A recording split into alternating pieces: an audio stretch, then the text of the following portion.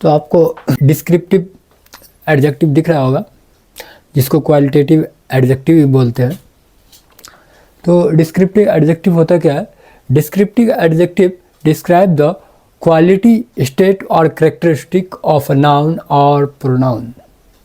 मतलब कि descriptive adjective जो है वो क्या होता है? क्वालिटी को दर्शाता है, या फिर स्टेट को दर्शाता है, या फिर कैरेक्टरिस्टिक को दर्शाता है, जो नाउन या प्रोनाउन के फॉर्म में हो सकता है। They help make sentence more vivid and expressive. वो किसी सेंटेंस को बहुत अच्छा बनाता है या एक्सप्रेसिव बनाता है। जैसे अपीयरेंस की बात किया जाए तो अपीयरेंस, ये सब टाइप्स हैं डिस्क्रिप्टिव के। अपीयरेंसेस है, शेप है, कलर है, पर्सनालिटी एंड इमोशन है, कंडीशन है, साउंड है, टेस्ट एंड स्मेल है, टच एंड टेक्सचर है, एज है, मटेरियल है। ये 10 टाइप के हैं।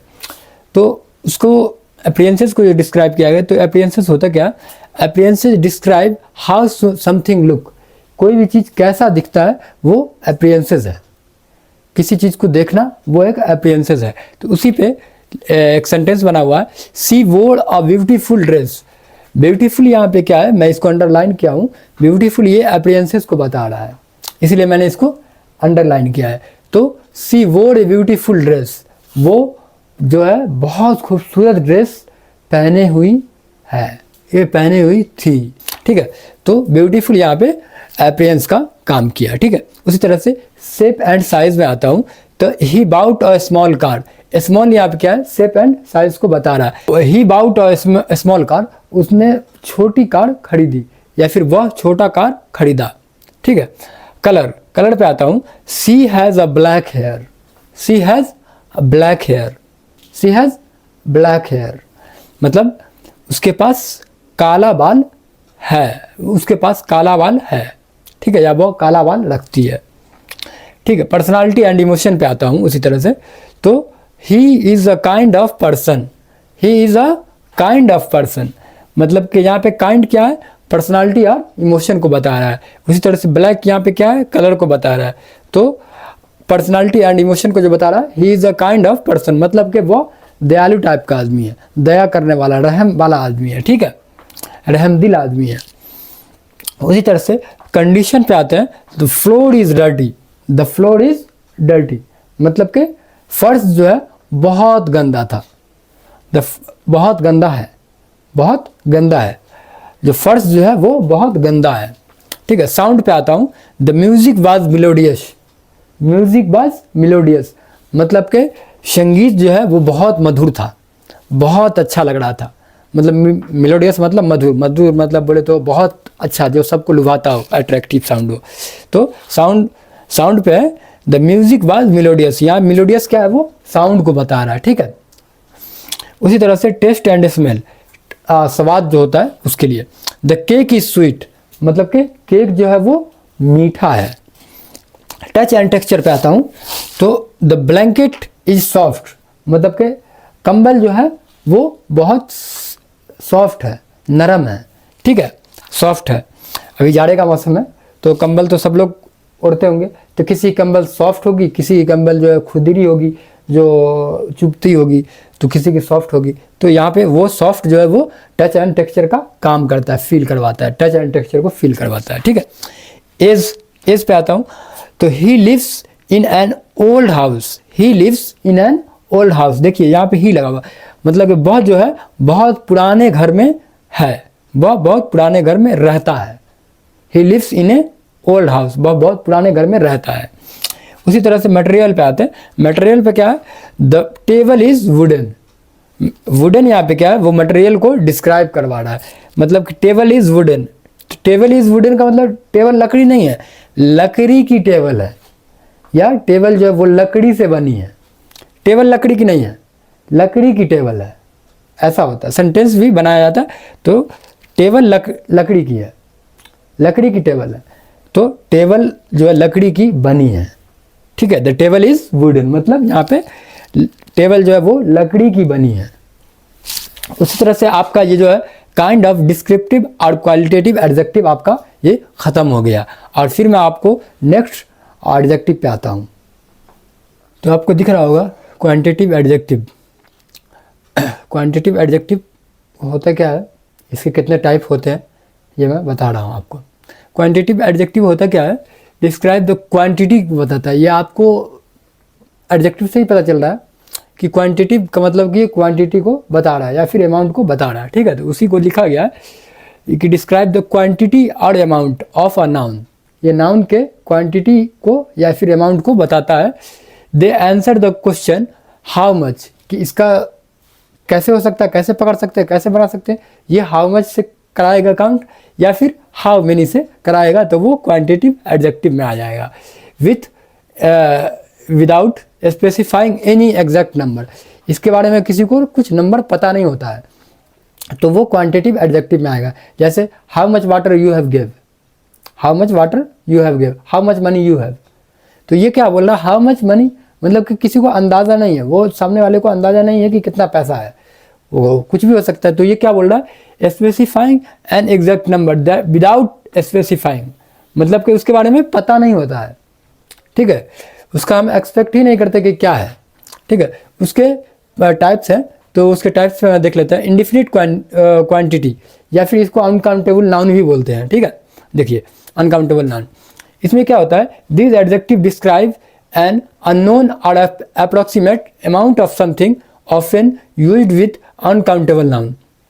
ये क्या है, अनकाउंटेबल नाउन के फॉर्म में इसको गिना जाएगा या फिर काउंट किया जाएगा, ठीक है। तो इंडिफिनिट क्वांटिटी या फिर अनकाउंटेबल नाउन एक है इसका टाइप्स क्वांटिटिव एडजेक्टिव का।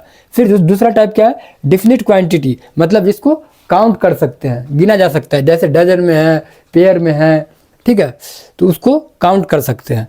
तो ये क्या क्या बता रहा है, this adjective describe no known और स्पेसिफिक अमाउंट ऑफ समथिंग, किसी भी चीज़ के बारे में वो स्पेसिफिक अमाउंट रखता है या फिर नंबर की जानकारी रखता है, तो वो क्या होता है, डिफिनिट क्वांटिटी अनकाउंटेबल नाउन के अंदर बता रहा है।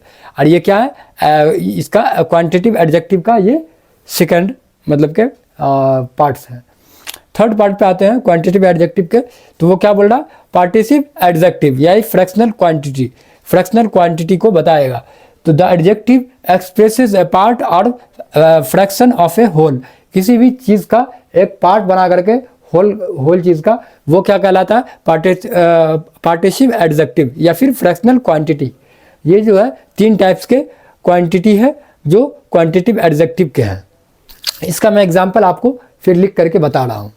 तो आपको यहाँ पे दिख रहा होगा कि इंडिफिनिट क्वांटिटी अनकाउंटेबल नाउन्स के कुछ एग्जांपल्स है और उसके जो फॉर्म है वो क्या क्या चीज़ से हो सकता है, इसको लिखा जा सकता है। जैसे some, much, little, enough, sufficient, all, half, great या लेस, ये सारे चीज़ से इसको अनकाउंटेबल नाउन बनाया जा सकता है या फिर इंडिफिनिट क्वांटिटी बनाया जा सकता है जो क्वांटिटिव एडजेक्टिव के अंदर आएगा। तो पहला जो है एग्जाम्पल है वो क्या है, देखिए यहाँ पे she has some water, she has some water, उसके पास कुछ पानी था, तो या थोड़ा पानी था, कुछ पानी था। तो यहाँ पे सम क्या है, वो एक क्वांटिटी है, क्या है, क्वांटिटी है। और क्वांटिटी में भी क्या है, ये इंडिफिनिट क्वांटिटी है, यानी कि अनकाउंटेबल है, ये काउंटेबल नहीं है, ये अनकाउंटेबल है। उसी तरह से there is enough food for everyone, यहाँ बहुत खाना था जो सभी के लिए था। तो यहाँ पे एनफ क्या है, एनफ जो है एक जो है इंडिफिनिट क्वांटिटी है या फिर अनकाउंटेबल नाउन है जो क्वांटिटिव एडजेक्टिव के अंदर आता है। तो इसलिए एनफ जो है यहाँ पे इंडिफिनिट क्वांटिटी को बता रहा है। उसी तरह से he has a little patience, तो यहाँ पे क्या है, लिटिल जो है ना, वो लिटिल जो है वो क्या बता रहा है, वो क्वांटिटिव इंडिफिनिट क्वांटिटी को बता रहा है या फिर क्वांटिटिव एडजेक्टिव को बता रहा है। तो आपको ये क्वांटिटिव इंडिफिनिट क्वांटिटी का मैं आपको क्लियर करवा दिया हूँ। उसी तरह से सेकंड पार्ट पे मैं आता हूँ इसके। इंडिफिनिट क्वांटिटी जिसको काउंटेबल नाउन में रखते हैं, उसमें क्या हो सकता है, 1, 2, 3, several, many, few, 100, dozen etcetera, ठीक है। उसी तरह से इसका सेंटेंस बना हुआ है, आई हैव 3 एप्पल, 3 मतलब क्या है, यहाँ पे इसको काउंट किया जा सकता है। तो यहाँ पे 3 के अंदर 3 के नीचे मैंने अंडरलाइन कर दिया है, आई हैव 3 एप्पल मतलब मेरे पास 3 सेब है।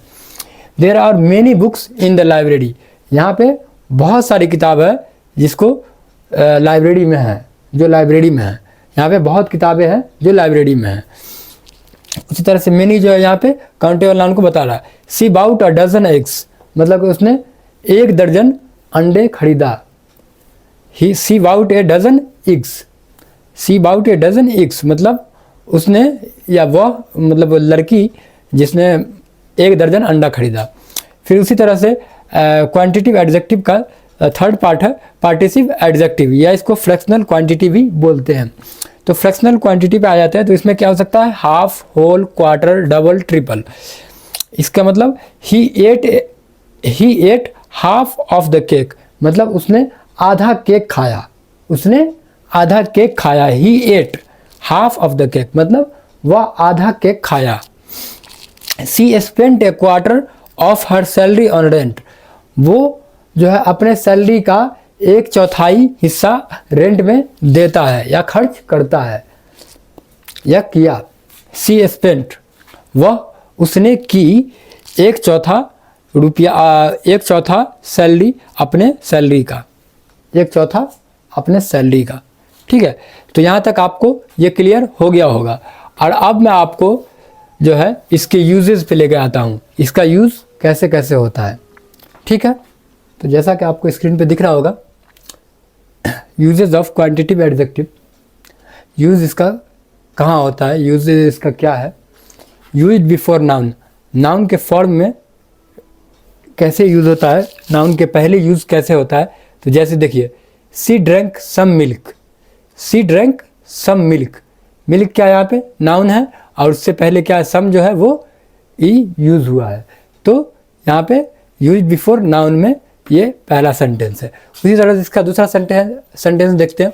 There are few chair in the room, there are few chair in the room, room क्या है, चेयर क्या है, एक नाउन है। ठीक है, और नाउन के पहले। ठीक है, यहाँ पे बता रहा है यूजेस बिफोर नाउन, नाउन के पहले इसका यूज़, तो यहाँ पे फ्यू हो गया। उसी तरह से used after linking verb sometimes, जो लिंक वर्ब होता है उसके पहले या उसके बाद जो कभी कभी होता है।